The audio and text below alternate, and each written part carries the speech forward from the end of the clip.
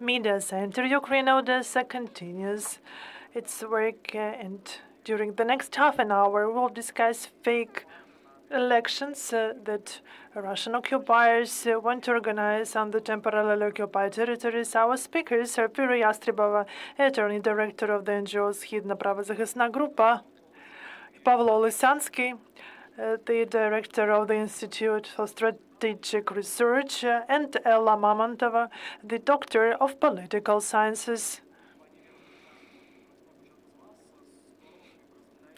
And I would like to give floor to Vira Yastrebova with a short presentation dedicated to our topic. Thank you. On the temporarily occupied territories of Ukraine, the Russian Federation have conducted preparation to pseudo-elections. First, there was the forced passportization, but the occupiers were not able to fulfill the plans of the Kremlin and could not issue passports for 80% of the local population because Ukrainians don't want to take Russian passports. So then the occupiers decided to include in the lists those who have Ukrainian passports to participate in the pseudo elections. The occupiers involved the candidates and also the members of the commissions. 50% of them are the Russians and local collaborators. The report we are going to present provides information about the preparation to pseudo-elections and also has the personal data of the all persons involved. It contains information about more than 5,000 people involved in these quasi-fake elections. This is the first report dedicated to these pseudo-elections, and the next report will be dedicated to the results of pseudo-elections conducted on the temporarily occupied territories of Ukraine. And now I would like to give floor to Ella Mamontova, the Doctor of Political Sciences of the National University Odesa Legal Academy. The floor is yours. I would like to say that the mere fact of these pseudo-elections is the next step of the Russian Federation to incorporate the mentioned occupied territories to the whole system of the Russian Federation. So there is the gradual incorporation of these territories in terms of economy, social policy, administration, and also in the area of political activities. It should be noted that during this campaign, all local initiatives have been destroyed and they have been substituted by the parties and systems of Russian Federation, meaning that Russian parties participate in these elections. The mere fact of these elections is the attempt to legitimize the Russian order on those territories. So regardless of the dirty technologies, on the tools to force people to be involved in elections, this is the next, yet another step for the Russian Federation to incorporate these territories to its structure. And so in general, as far as I understand, there's a significant amount of people brought from the Russian Federation. We will demonstrate it. They use new technologies to falsify these elections, and our colleagues will provide more details now. Pavlo, the floor is yours. Good afternoon. This summary of this analytical report contains the following information. 42% of the candidates enlisted for these pseudo-elections are the citizens of the Russian Federation, but this is the upper part of the list. So in the future, the occupation councils of deputies will be formed from the Russian citizens for 60%. Secondly, the lists of voters. They used the new approach to that. They could not use the Ukrainian databases. That's why they had a new approach. People did not want to get the passports of the Russian Federation.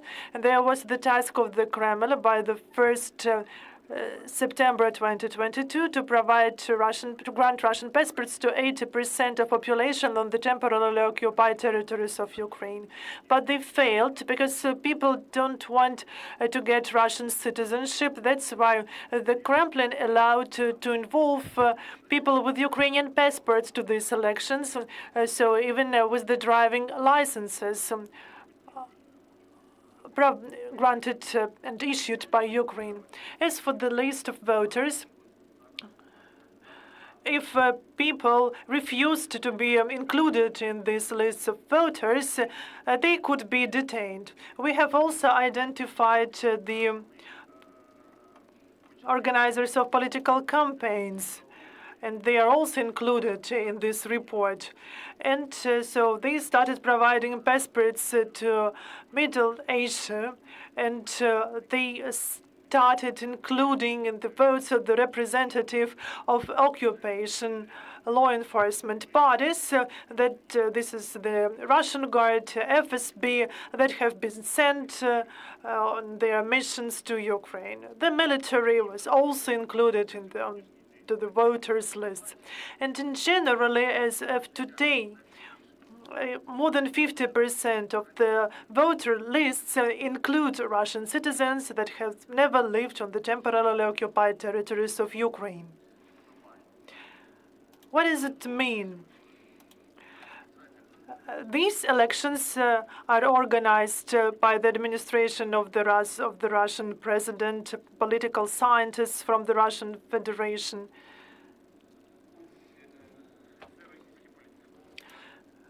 These are these people, organizers and participants of these elections. We have identified all heads of political parties on the temporarily occupied territories of Ukraine. There are 5 parties. Only 5 parties were allowed to participate in these elections. There are 25 more parties in the Russian Federation, but they were not allowed to participate in these elections. There are also primaries for the local collaborators and Russian citizens who wanted to participate in the mentioned elections. And we have QR codes in the report. You can follow QR codes to get more information. So these are political powers that are closer to Putin. All 5 parliamentary parties are involved in these pseudo elections on the temporarily occupied territories. And there is also the party New People, Новые люди, that positions itself as the opposition, but it is the same as the Единая Россия party. What is my point here? Is that that administration of the Russia's president with the politicians, scientists from the Russian Federation organize these elections. The candidates are also Russian citizens, like 50% of the Russian citizens who have never resided on the temporarily occupied territories, and the locals, like in a colonies, they just provide services to these elections. So, and our report proves that these elections have nothing in common with the local populations. They are collaborators, and we provide this information to the special services of Ukraine for them to initiate investigations. They are the members of commissions, etc. But locals are not related to these elections. As Alevi mentioned, this is a colonial approach of the Russian Federation to the temporarily occupied territories of Ukraine. What is the measure to punish these people involved in organization in these pseudo elections? First, we can talk about sanctions.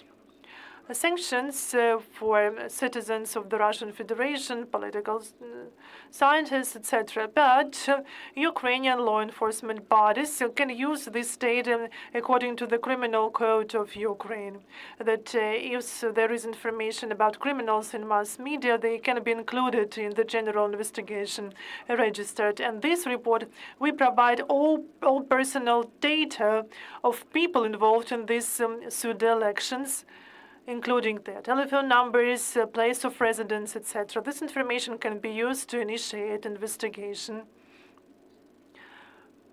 These people could be put on the wanted list, and later they could be brought to the criminal liability. And we remember the special forces of Ukraine brought from the temporarily occupied territories of Ukraine terrorist Semach. So our law enforcement bodies have such experience, and we can expect that this could be done again.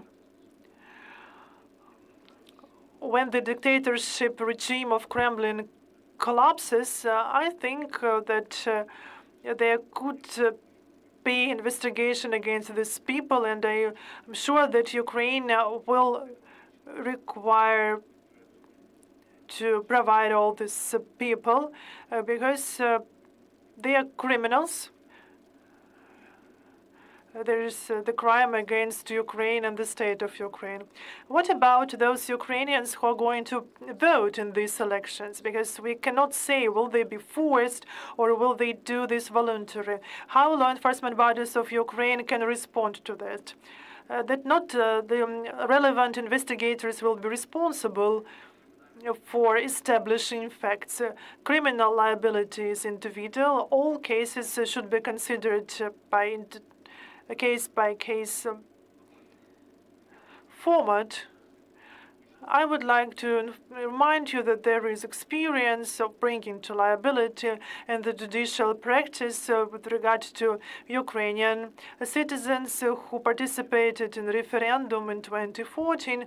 So there are sentences, there are the cases of closing criminal investigations, and I think that our law enforcement bodies will succeed.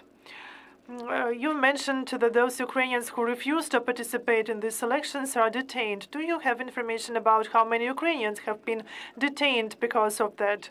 We have some information, but this is not reflects the whole situation. This is information provided to us.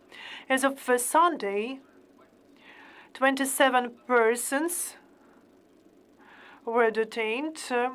These are the temporarily occupied territories of Zaporizhzhia, Kherson Oblast, and some people from Luhansk and Donetsk Oblasts. What do? They just come to people to their apartments or houses. People refuse to vote. They say that they do not want to vote, that they will not support any of the candidates, that they will vote against all candidates. After that, they are visited by representatives of the Russian Guard or the police service regarding of who is responsible for a specific election poll. They ask again those people. If they still refuse, they are brought out during the daylight. Other locals see that, and then these people are taken to the police station for these people to provide written explanation of why they do so. They are kept there for 3-4 hours, but this is not the end of the story. These written explanations will become the basis for the criminal case, and people will be brought to criminal liability. So first, they demonstrate their power. They try to intimidate people for them to participate in elections, for them to vote. Why do they do this? They do this to intimidate other people, for people to be afraid of detention. But in 3-4 hours, they release detainees just not to raise the tension, because they're afraid of losing political control. And I would like to explain you why. As of today, we have the audio recordings proving that even when there was the start of pseudo-elections, the FSB checked through a polygraph the candidates, for the occupation councils. We have a list of questions, so they have the questionnaire, and we also can hear answers of people. And this is done not to lose political control over the people who will become part of occupation councils.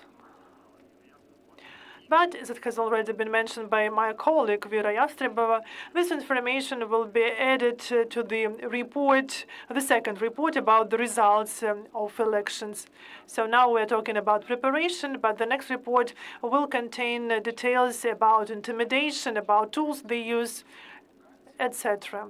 Do you have any information about possible provocations on the day of election to blame Ukraine for that? Yes, they are preparing. They have increased the number of days for elections from 3 to 12. And the first stage started on the 30th of August.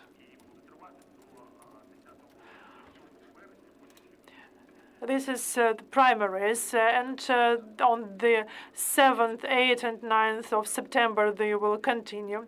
So till the 7th of September, they are going to work with 80% of ballots they need.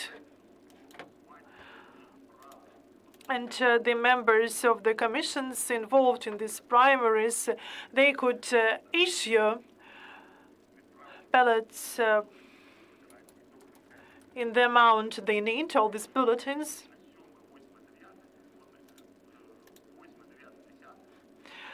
And on the 7th and 9th, those so-called single days for election, they will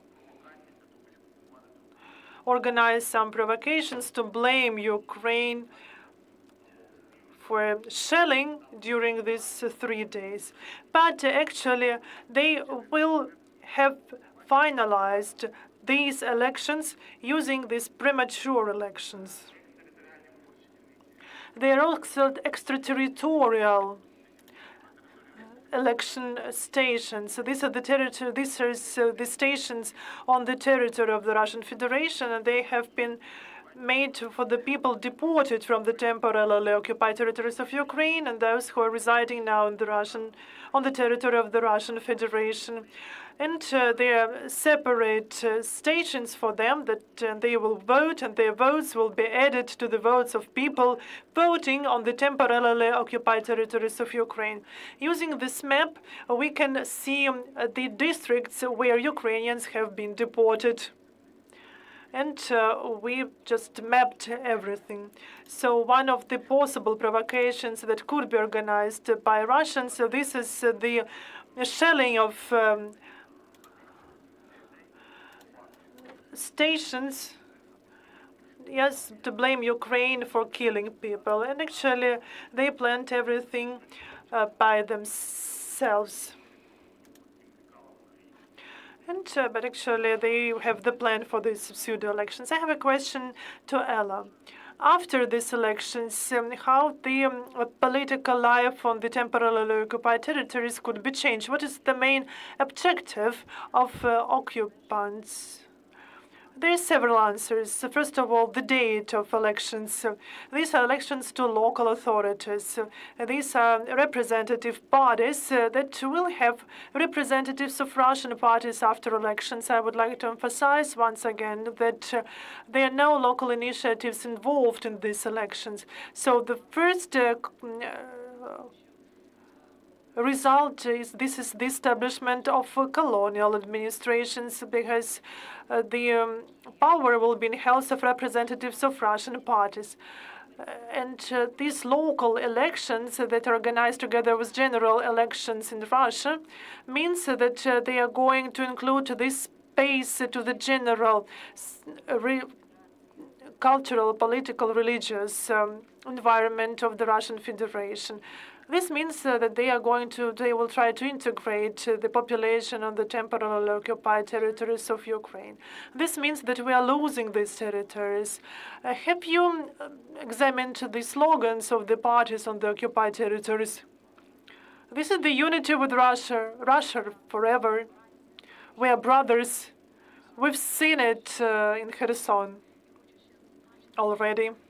And I would like to say that Ukrainians who are on state and who still stay on those territories, they face a quite difficult existential choice, and we just need to support our people there. We need to send messages to them that they are still waited here at home, that they just need to wait for the liberation of our territories.